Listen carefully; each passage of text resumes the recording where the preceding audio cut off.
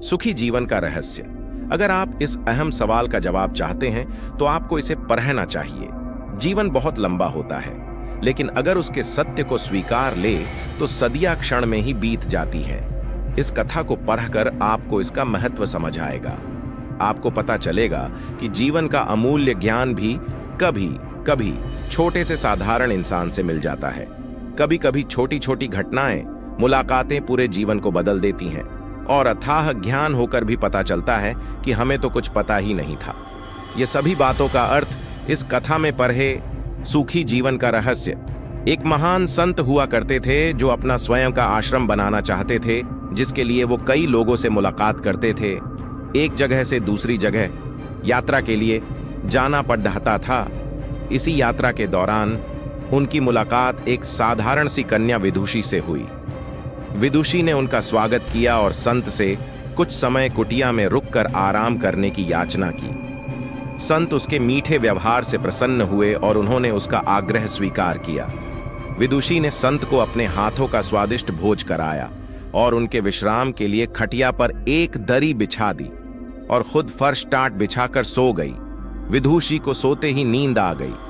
उसके चेहरे के भाव से पता चल रहा था कि विदुषी चैन की सुखद नींद ले रही हैं। उधर संत को खाट पर नींद नहीं आ रही थी। उन्हें मोटे नरम गद्दे की आदत थी जो उन्हें दान में मिला था।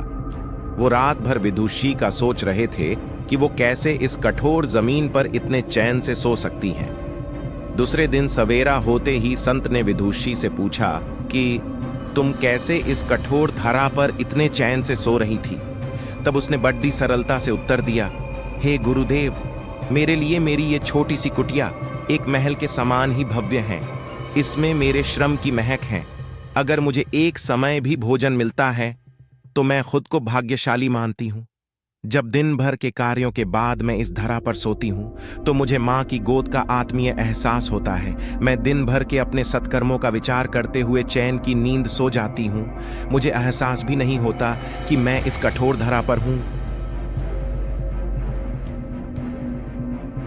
यह सब सुनकर संत जाने लगे। तब विदुषी ने पूछा, हे गुरुवर, क्या मैं भी आपके साथ आश्रम के लिए धन एकत्र करने चल सकती हूँ?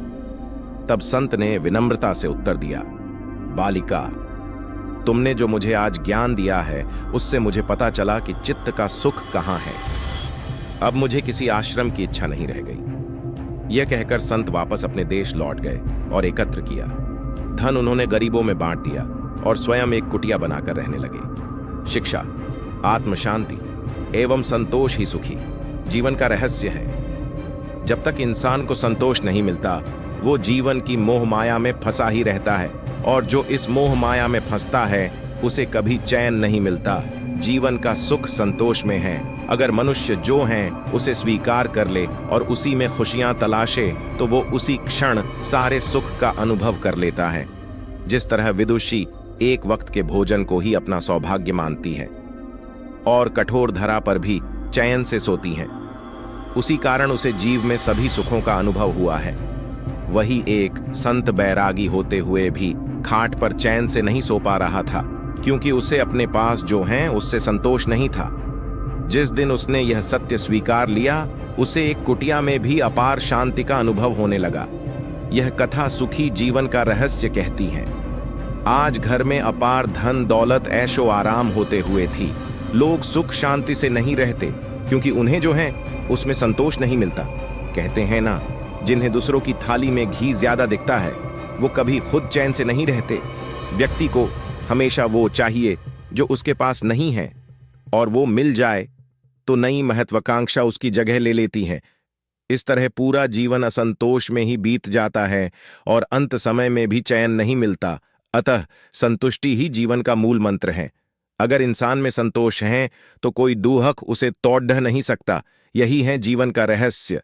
अगर आपको यह कहानी अच्छी लगे तो कमेंट अवश्य करें और चैनल को सब्सक्राइब जरूर करें। धन्यवाद।